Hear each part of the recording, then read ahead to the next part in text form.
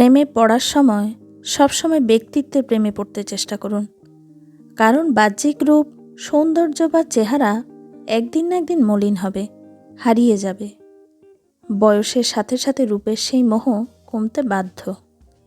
কিন্তু একটি মানুষের ব্যক্তিত্ব, তার চরিত্র, তার মনোভাব, তার আচরণ এবং তার চিন্তাধারা, এগুলোই আসলে চিরস্থায়ী।